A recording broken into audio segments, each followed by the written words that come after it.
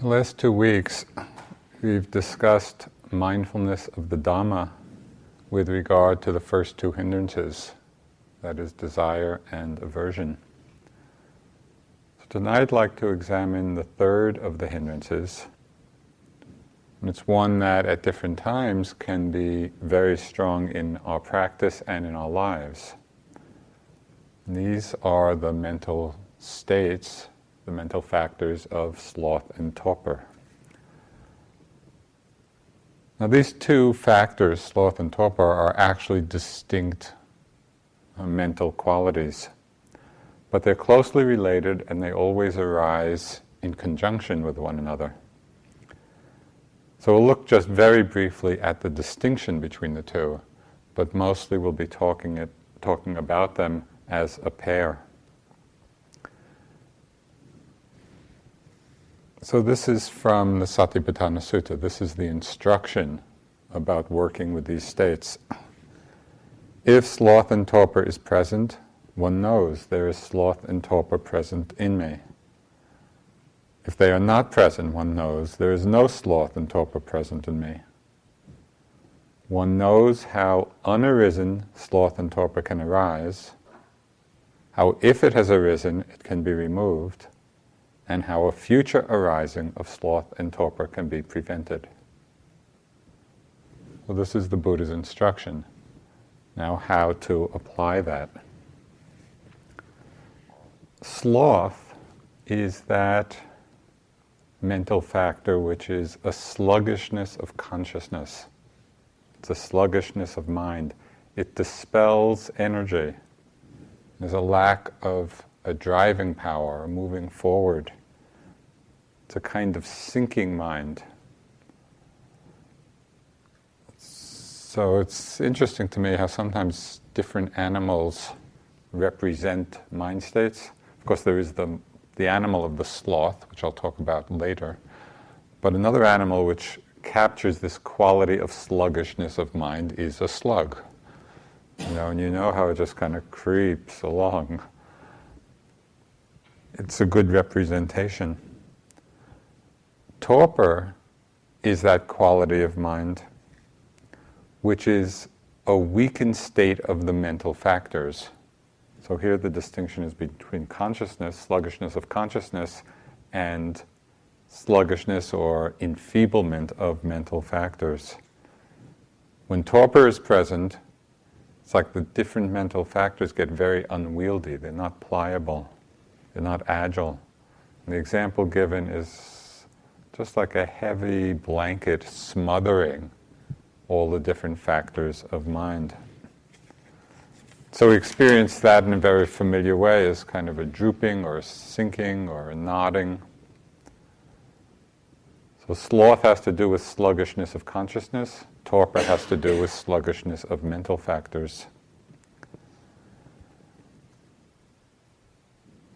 The mind, when it's conditioned by these states, it's described as inert as a bat hanging on a tree, or as molasses cleaving to a stick, or as butter too hard and congealed for spreading. So you get this image of just hardness and congealed quality. So the first step in the Buddha's instructions is to know when these states are present in us and when they are not present in us. And generally, this isn't so difficult to do. And generally, if we're nodding, by the time we're nodding, we know it. But sometimes we can miss the arising, the first arisings of it. Just as sloth and torpor begins to creep into our minds, we may miss it, or we may be in a kind of denial that it's there. One time I was doing an interview, and this is really the only time in all these years of teaching, but it stands out in my mind. I was sitting doing an interview, somebody had come in, and I was just nodding off during the interview. and I just kept... and this poor yogi, I said, Joseph, are you sleepy? Oh, no. So that's denial. The question really for us is when the sleepiness or the sloth and torpor begins to come into the mind, of how quickly we can recognize it. How quickly to become aware, yes, these states are present in me now.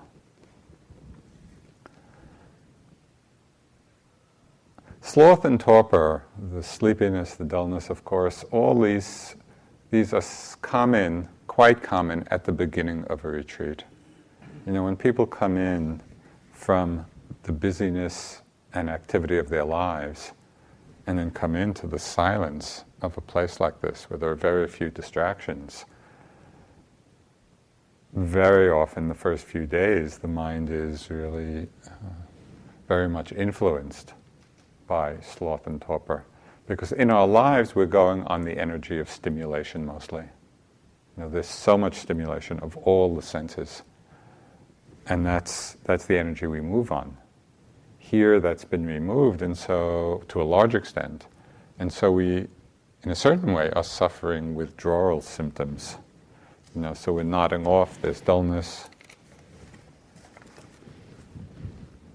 One of the things you may have noticed in your time here, it's like when we first come, and sloth and torpor are stronger in us, there's the feeling maybe of not really getting alert until sometime later in the day. All the morning hours, it's like the mind's still asleep, and then maybe by 4 in the afternoon it has an hour or two of alertness, and then by 7 or 8 at night, again ready to fall asleep. And most of you probably don't go to sleep at 8 o'clock, at home in your lives. But here, with the lack of stimulation, the sloth and torpor come back. But what happens as we connect with that deeper energy source within us, as we work through those first days, of stimulation, withdrawal, and we begin to connect with Dharma energy, the energy of this mind-body system, I think fairly common experience is that we begin to feel alert earlier in the morning, and maybe stay alert later at night. So that's the sloth and torpor that comes in the beginning of a retreat. But as you know, these states are not limited to that time. After we've settled in, after you've been here for a while, you have connected somewhat with the energy flow of this system. And if you're running on that Dharma energy, still we have the experience at different times when the sloth and torpor, the dullness, the sleepiness hits us. And it may come randomly. You may notice that it comes at particular times in the day, maybe particular activities. There's a more subtle aspect of sloth and torpor, more subtle than these bouts of dullness that arise, either at the beginning of a retreat or randomly afterwards. And this more subtle kind of sloth and torpor is harder to recognize. Often it's influencing us and we don't even know that it's present. This deeper manifestation is the pattern in the mind, the tendency in the mind to withdraw from difficulties. It's the habit of mind that retreats from challenges rather than engaging with the difficulty, rather than moving forward and engaging with the challenge. So in that sense, it's said to be like, this is not said in the suttas, but it's said to be like reverse gear of a car. That's just moving backwards, it's not moving forward. When this manifestation of sloth and torpor is present, this retreating from difficulty mode, not wanting to deal with them, it strengthens the tendency, or strengthens the patterns of laziness, of inactivity, of lethargy, of complacency. When this kind of sloth and torpor is present, there's no energy to do anything. There's no energy to accomplish something. There's not much vigor in our lives. At these times, sloth and torpor, which might not even be manifesting as sleepiness, it's just that pulling back quality. At those times, these factors work to prevent us from drawing on the energy that we actually have. So it's not that the energy isn't there, but when sloth and torpor are present, we don't have any interest in accessing it.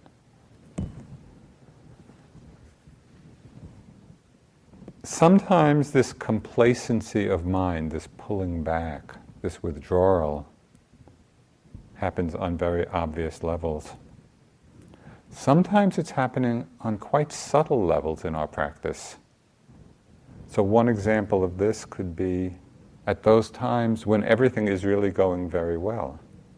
Everything is flowing along effortlessly, and we feel quite good about that.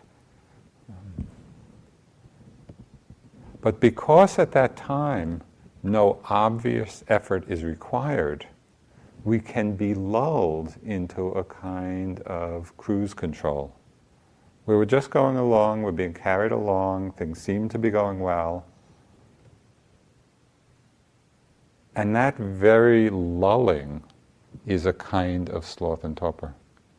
It's a kind of lethargy in a very subtle way that actually keeps us from opening further. We're coasting in our practice, even when it's in a relatively good state like that. We're coasting rather than abiding in a very alert and present vibrancy of mind. There's a difference. Once sloth and torpor takes over, once it really comes into the mind and is there for a while, in whatever form, whether the obvious form of the sleepiness and dullness and nodding or the subtle form of coasting, the tendency of sloth and torpor is to hold on tight, not to let go. The example here, going back to our animal imagery of the three-toed sloth, I read in this natural history book, describing the animal, how it can hold on to the branch of a tree. It just hangs there, and you could fire a gun next to its head and it wouldn't turn its head. It's so slothful. So that's what it's like. That's what these factors are like in the mind. It's very cozy and very comfortable. It's the mind that in the morning loves the snooze button on the alarm clock. Instead of, the alarm goes off, we're awake, we're alert, we're ready for the day, engaging. The alarm goes, just the snooze button, another few minutes, just let me stay in this really warm, comfortable state. Know that when that happens, see if you can be mindful, sloth and torpor, manifesting its nature. These qualities of mind also don't care very much for energetic people. One time I was on a retreat in Australia with Sayadaw, and across the hall from me was a very energetic yogi. I was working pretty hard, I thought, but I'd go to sleep, he'd still be up. And I'd get up in the morning, he'd already be awake and practicing. So of course I had endless self-judgment about myself and my practice, but then it started to be projected onto him. I just projected all my self-judgment on him and started seeing all his faults and how, oh, he was just pretending to be this good yogi, and why was he showing off? But then finally, in a moment of clarity, I saw all of that was quite impersonal, and it was just the voices really of sloth and torpor in my mind in response to energy. Sloth and torpor doesn't like energy. And as soon as I saw it in that impersonal way, and so this is not I, this is not mine, this is not myself, the whole situation became just a lot lighter, and humorous, and also inspiring. And sort of then I could connect more with the greater energy in myself. When sloth and torpor, this heaviness of mind, this inertia of mind, this withdrawing from challenges, when the mind is contracted under the influence of these factors, and they're impersonal factors, they don't belong to anybody, they're just functioning in their own way. But when these factors are strong, there's not much joy, there's not much delight in our lives. There's not much delight or pleasure in our practice, because we're always holding ourselves back, or we're always pulling back. So the first step is to simply recognize in the various ways that I've described or from your experience. The first steps are to recognize, is sloth and torpor present? Is it not present?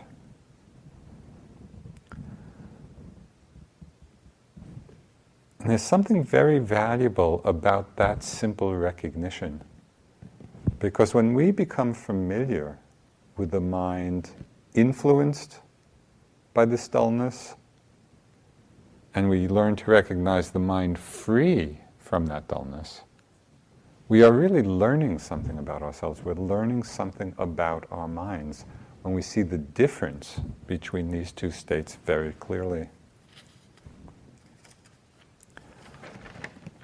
After we recognize the simple presence or absence, the next step that the Buddha talked about in the Satipatthana Sutta is to know the conditions for the arising of sloth and torpor. What are the causes that give birth to this state of mind in ourselves?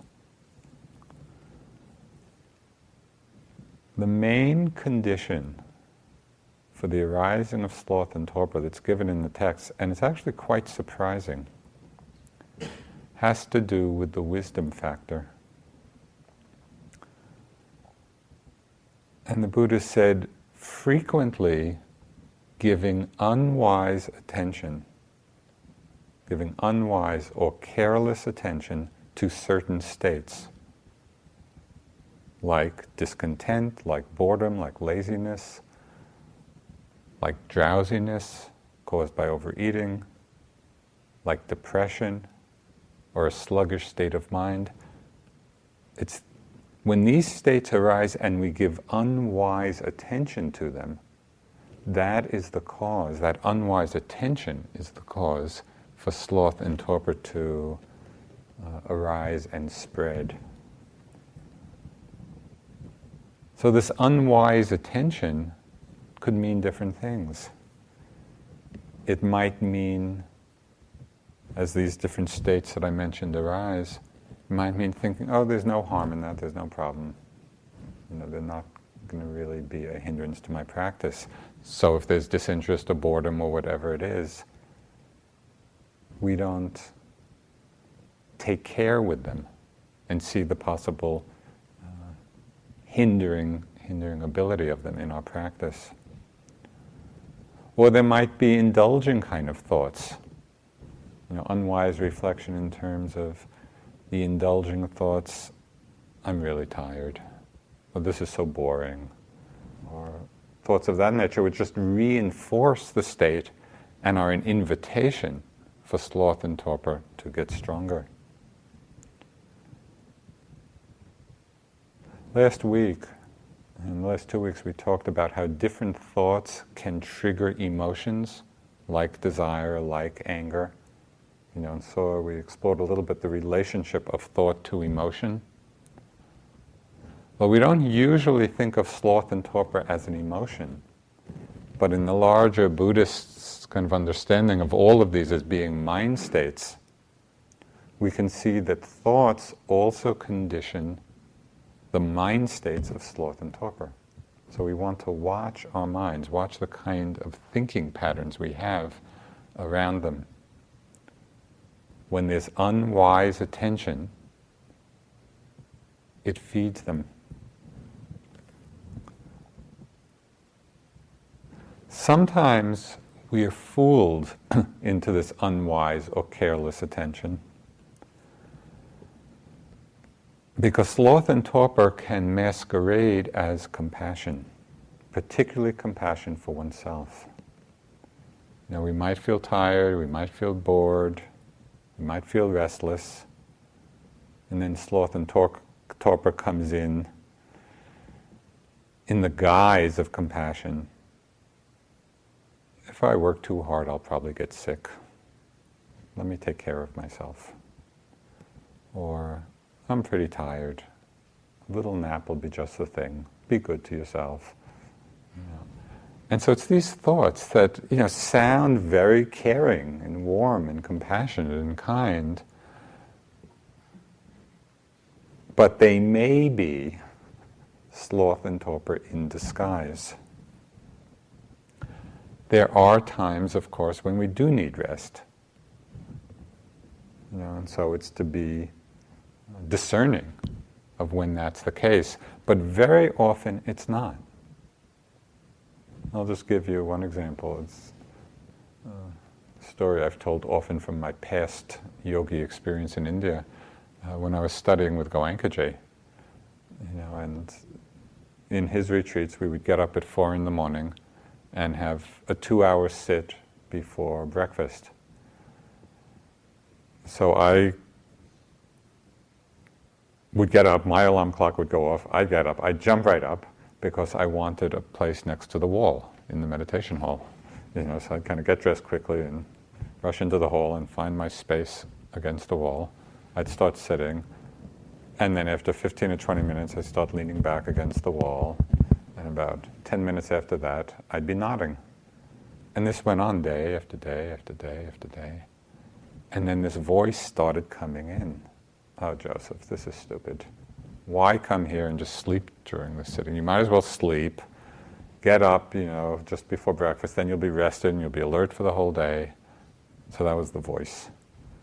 But I didn't listen to it. I just kept going. It was mostly peer pressure. But I just kept going and going and going. And amazingly, one day I went in there and my mind was totally alert. And if I hadn't gone through that period and just be willing to be with it and to sit through it, I wouldn't have gotten to that point. So be watchful. Know when it is that you actually need rest, and know when it's sloth and torpor disguised as kindliness. Another aspect of unwise attention is when we don't acknowledge very difficult emotions that might be present. Because sometimes things are arising and they may be quite traumatic, something very strong. And the sloth and torpor can be a kind of defense against feeling it. We don't want to feel that painful emotion. And so then sloth and torpor comes in, as a way of not feeling it. But here, care is needed, particularly with powerful repressed feelings and emotions, because sometimes sloth and torpor actually acts as a kind of regulator, for how much and how fast it's all coming up. So there are times when it's actually slightly protective in those cases, particularly of old trauma. But for most of us, and for the more usual run-of-the-mill emotions, sloth and torpor, if it's coming in and functioning in that way, to just cover it so we don't have to feel something unpleasant, the sloth and torpor itself can become a signal.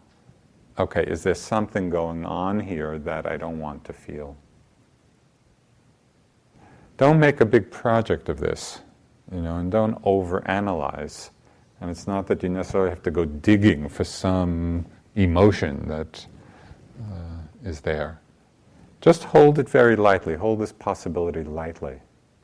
And in times when you're feeling the sleepiness or the dullness or the heaviness or the quality of retreating from things, pulling back, just in a very light way, take a look. Is there some emotion there, some state, maybe some physical state that you don't want to feel, that you're avoiding?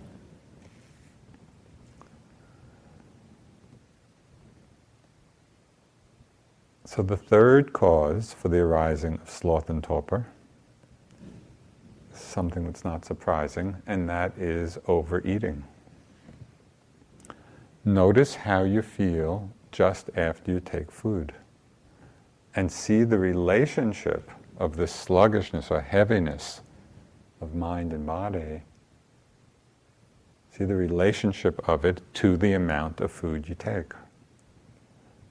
The Buddha suggested stopping 5 mouthfuls before being full.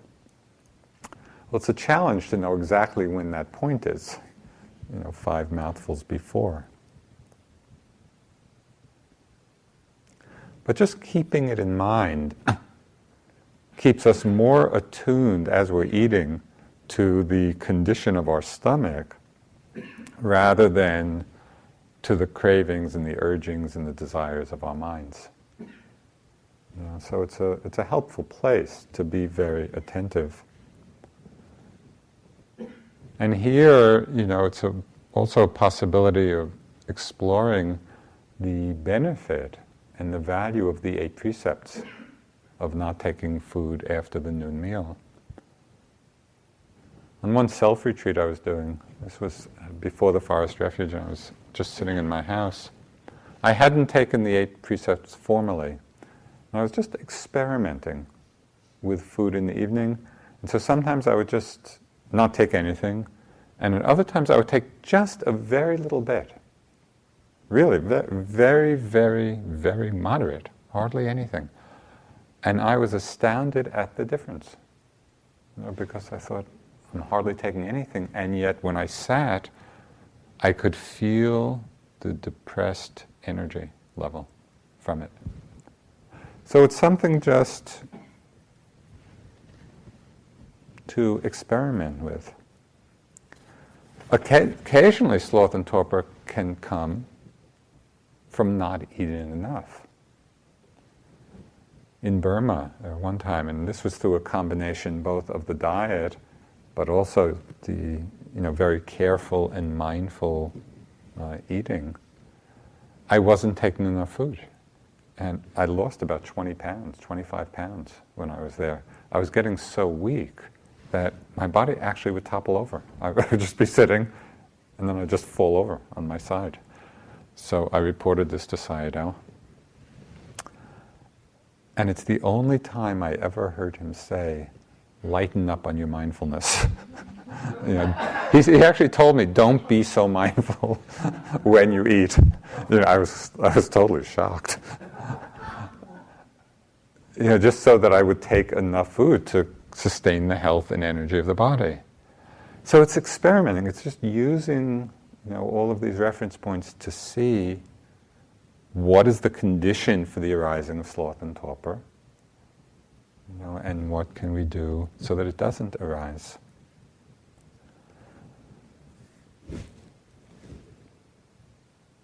And the last of the conditions for sloth and torpor that I'll mention is just the imbalance between concentration and energy. If there's too much concentration, not enough energy, we go into the sinking mind. It's a dreamlike state, it's a reverie, it's very,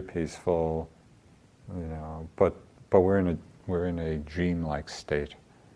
And so the sloth and torpor descend.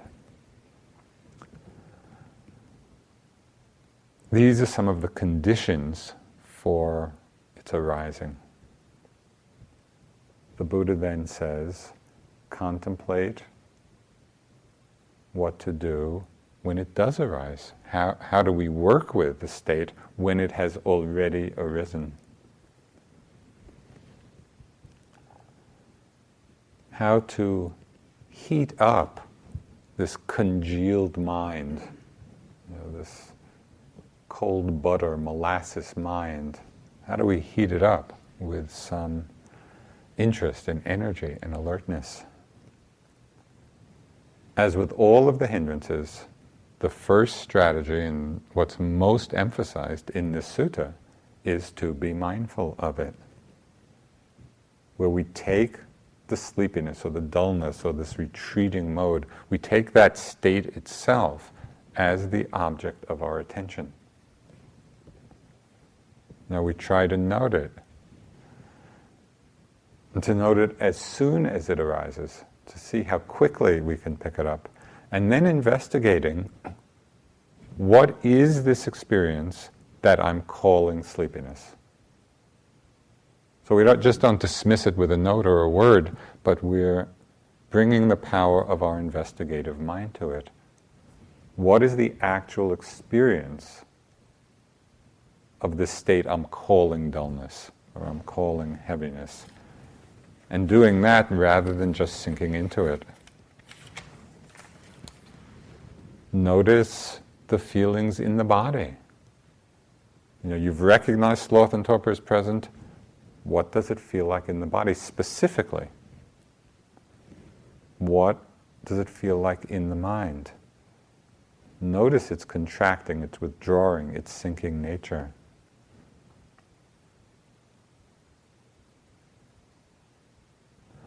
Sometimes an obstacle to mindfulness of sloth and torpor is our attachment to clarity. Very often I've found myself that in the struggle, the wanting to be alert, the wanting to be clear, the wanting the mind to be bright, in the attachment to that, I'm so involved in that struggle that I'm not allowing myself to actually open to the state of sloth and torpor as it is, as it's manifesting. And I had a very powerful lesson in this one year practicing with Dipa Ma, where this was just a short 1-week retreat before the 3-month retreat. And she said, just sleep 3 hours a night and don't lie down during the day. So that was a stretch for me.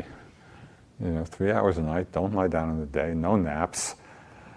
But then she said something else. She said, if you fall asleep when you're sitting, never mind. Okay, so that's what I did. And I was really tired, often and many times during the day, and I would be nodding. But I didn't lie down. I slept only the 3 hours. But because of her last instruction, I stopped worrying about whether I fell asleep when I was sitting. She had given me permission. It was very interesting what happened because my mind relaxed in the experience of that state. And I began to explore a little bit.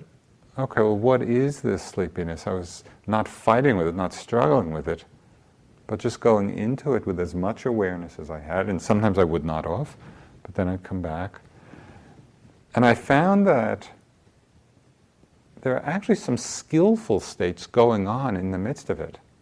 Because generally when we're sleepy, the mind is calm. It's not agitated, it's not restless. So there's a calmness present. There's actually a kind of concentration present in sleepiness. When there's not a lot of thought, if you're thinking a lot, you're probably not sleepy. It's just that mind getting very, very quiet and calm, and if there's not enough energy, it goes to sleep. But if we can stay just there with it, with interest and not with struggle, it's almost like we pull the threads of the calm and concentration out of it. and we focus on that. And it's possible to come to a very relaxed, open, balanced state. So again, it's just playing with it, being willing to be mindful of it.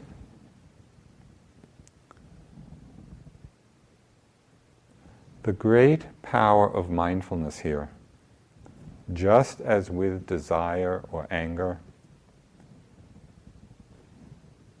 is seeing that it's possible to be with all of these states when they arise. And we can stay with them, we can keep noting them or noticing them. And just by being mindful of them, we see that at a certain point they go away. And so mindfulness here is giving us and deepening our insight into the impermanence of the hindrances. And if we can stay with it, we see they come and go by themselves. We don't have to fulfill the desire, we don't have to act on the anger, we don't have to indulge the sleepiness in order for them to go. We just need to stay with it, and we'll see their changing nature simply through the awareness of them.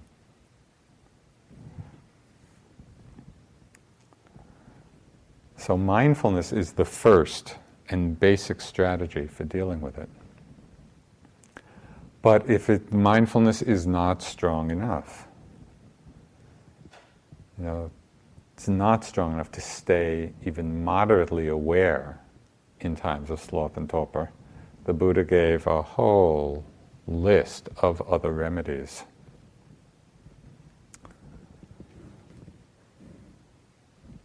One is developing what he called clarity of cognition. And this means several things. It means developing mental clarity. Okay, how to do that when sloth and torpor is present? One way is to start adding more objects of meditation. So instead of just staying with the breath, which might be lulling you to sleep, add more objects, add touch points, different touch points through the body. Add 3, 4, 5, 10, 20, where you're really keeping the mind moving from point to point. There's a technique which Tangpulu Sayadaw, he died quite a few years ago, but he was one of the great Burmese masters. He didn't lie down for 35 years. That was his remedy for sloth and torpor. But anyway, so one of his, talk about determination.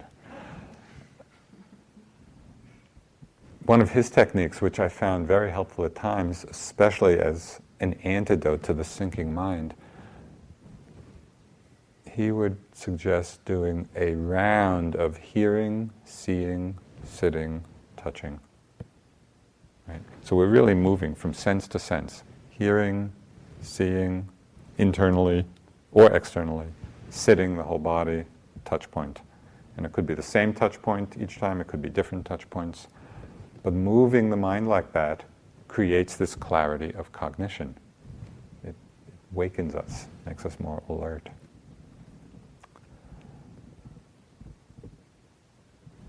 Another meaning of clarity of cognition is developing a radiant mind.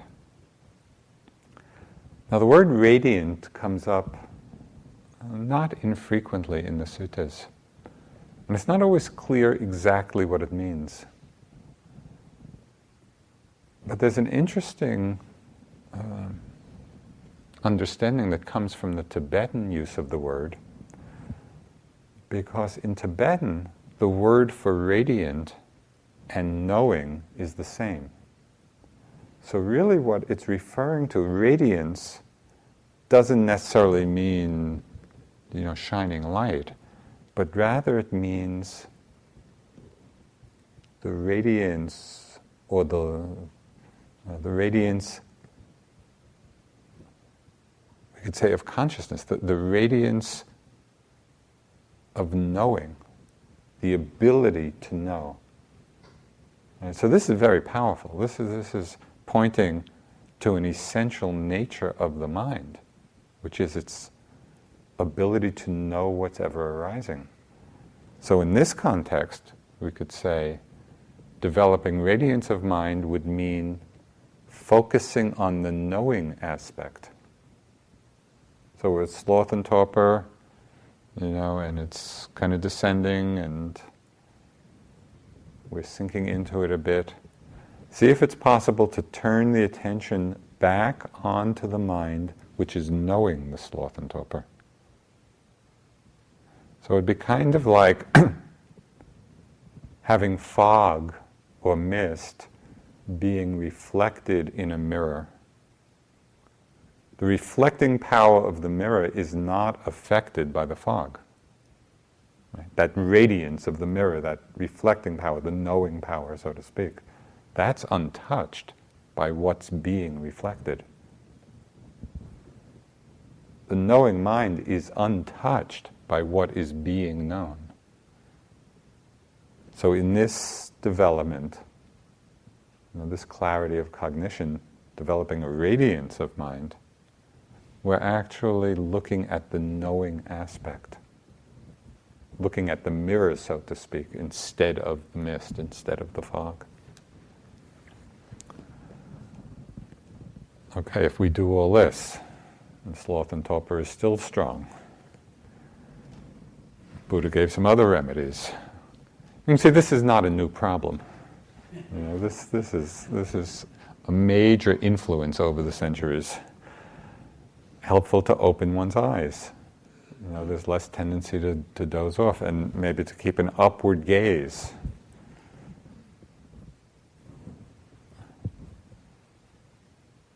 And if that's not quite enough, I developed my own particular open eye technique. At one point, this was the first retreat I did with Sayadaw.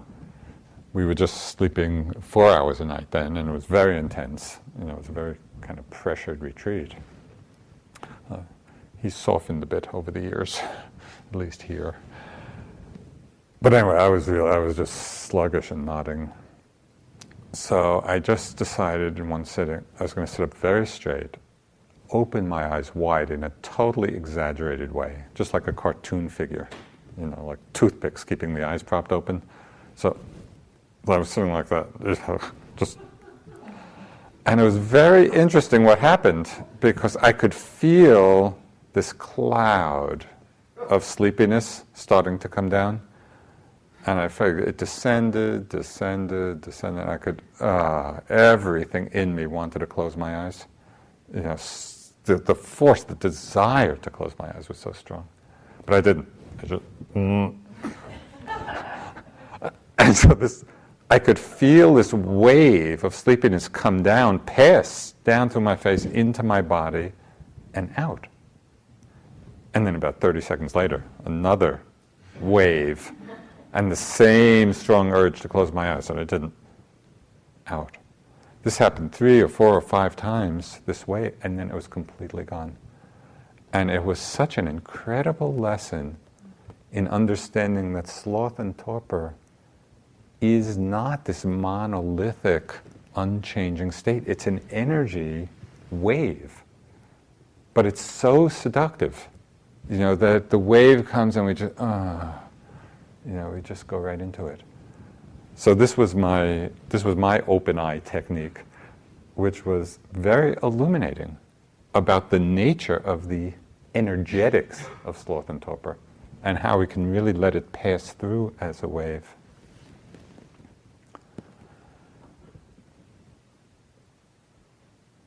Okay, we're mindful, we develop clarity of cognition, adding touch points, focusing on the knowing, opening the eyes, opening it in this way. If it's still strong, you try all this, change posture, stand up. Although I don't know that I mentioned here, but there was one yoga teacher who said that he actually fell asleep in a headstand. So changing posture doesn't always help, but it's somewhat harder to fall asleep standing. Walk outside, splash water on your face. And a remedy the Buddha suggested, which never quite worked for me, but maybe it will for you, is pulling one's earlobes. And I don't know if there's some kind of pressure point there or acupuncture point, but it's a recommendation.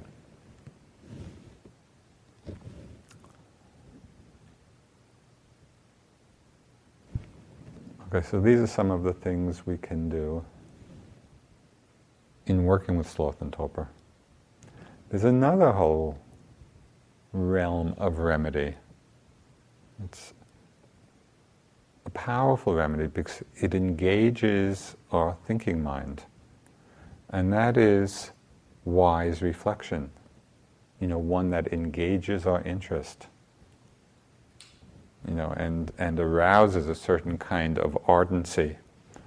So one of these, of course, is the reflection on the precious human birth. And I think you're all familiar with that reflection of just contemplating the rarity of the conditions that allow us to practice. And it's particularly such a privilege to be able to practice in this kind of environment. And so just reflecting on that, Dilgo Khyentse Rinpoche, who was really one of the great masters of the last century, he said, "Ask yourselves how many of the billions of inhabitants on this planet have any idea of how rare it is to have been born a human being? How many of those who understand the rarity of human birth ever think of using that chance to practice the Dharma? How many of those who think of practice actually do it? How many of those who start continue? Once you really see the unique opportunity that human life can bring, you will definitely direct all your energy into reaping its true worth by putting the Dharma into practice." So it's this kind of reminder to ourselves of the preciousness and rarity of the opportunity to practice. So sometimes that helps awaken our mind, awaken our interest. Another reflection which can be very powerful for us, not only on retreat but also in our lives, is the reflection on impermanence and death. And here very specifically related to this hindrance. Because at the time of death, very likely, not necessarily, but not unlikely, that our minds may be in a weakened state. Our senses will probably be more enfeebled. Our mind may be in a duller state due to the illness or the dying process. So how will we want to be at that time? At this shutting down of the body, at the time of our death, what is our aspiration? It's very easy to say abstractly that, yes, I want to die consciously. I really want to be there for the dying process. I want to die with awareness. But how do we train for that? Each time sloth and torpor arises, which may be a state not dissimilar to how we feel at the time of our death, how are we relating to it? Do we take it as practice for dying? Can I be alert even in times of low energy? Can I stay mindful? Or do we just sink into it? Do we just indulge it? So this is the attitude of seeing difficulties and seeing challenges as something to meet, as something to engage with, rather than seeing the difficulties or challenges as something to pull back from or something to avoid.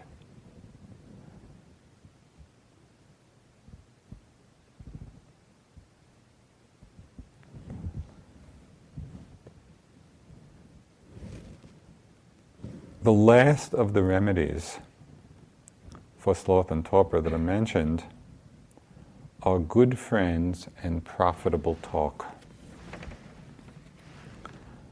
So here we're in a whole environment of good friends.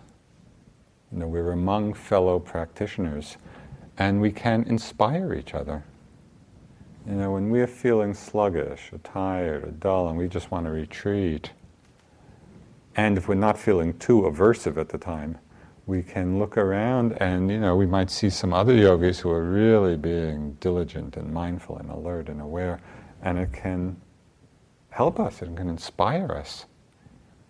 I had this situation in my early days in India. I was living at the Burmese Vihara, and there was this other guy across the little courtyard. This was unlike the Australia time. His light would be on all night. I'd be practicing till 12 o'clock, till 1 o'clock at night. I'd be ready for sleep. His light would still be on. And it inspired me, so I just got up and walked again. And then I sat, and then, okay, I'm ready for sleep now. Look across, his light is still on. If he's sitting, I'm going to sit. It's kind of competitive sitting. It was amazing. It just stretched me. I was inspired by his diligence. Because he might have fallen asleep with his light on. I have no idea what was going on behind the door. But it served me. And I think we serve each other in this way.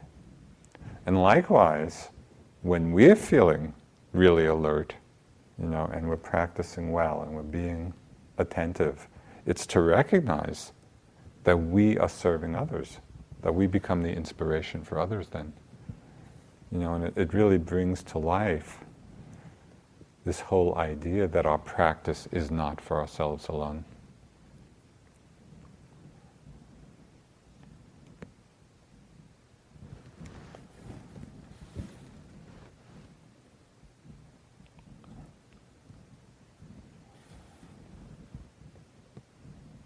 What does profitable talk mean in a context of silence?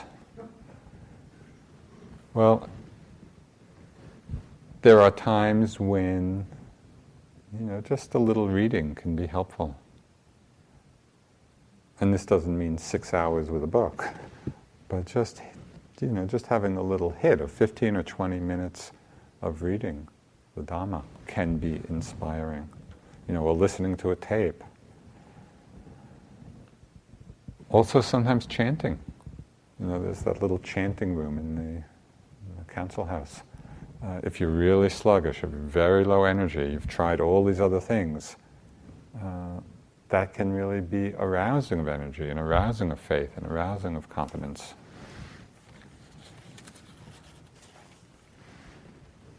It might be helpful for you to know that sloth and torpor is not eradicated from the mind until one is an arhat.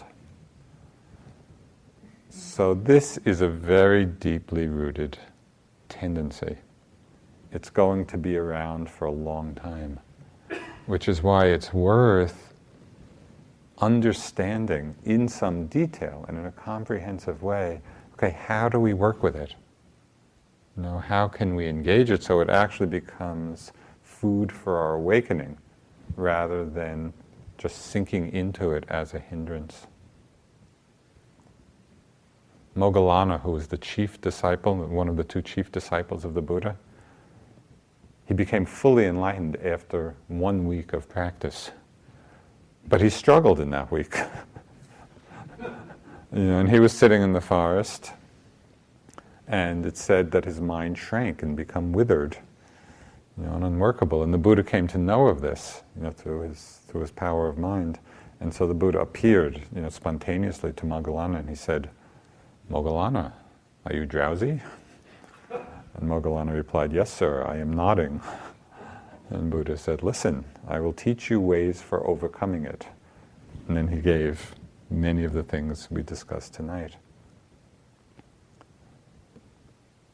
And the last thing he said, and if none of these work, take rest. And so we try all this, we engage with all of these ways of working, and if still we're just really tired, so we take rest.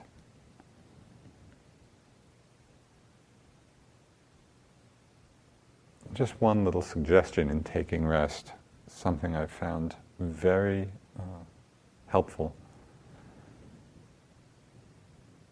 When I'm feeling really tired, sometimes I'll lie down on retreat. I'll lie down, but just until the point, you know that moment where before you fall asleep, there's a moment, it's like everything lets go, there's that moment of relaxation. To lie down until that moment and then get up, rather than then go into sleep. And what I found is that that really is what was needed. It wasn't the sleep, it was just that complete relaxation of mind and body. So that could be something else to explore as well. So I'd like to close with something that Ajahn Chah wrote. He said, "I wish that you continue your journeys and practice with much wisdom. Use the wisdom that you have already developed to persevere in practice. This can become the ground for your growth, for the deepening of yet greater understanding and love. Understand that you can deepen your practice in many ways. Don't be lazy. If you find yourself lazy, then work to strengthen those qualities which overcome it. Don't be fearful or timid. If you are timid in practice, then work with your mind so that you can overcome that. With the proper effort and with time, understanding will unfold by itself. But in all cases, use your own natural wisdom. You come to where you have no more questions, to that place of silence, to the place in which there is oneness with the Buddha, with the Dharma, with the universe. And only you can do that. From now on, it's up to you." So let's sit for a couple of minutes.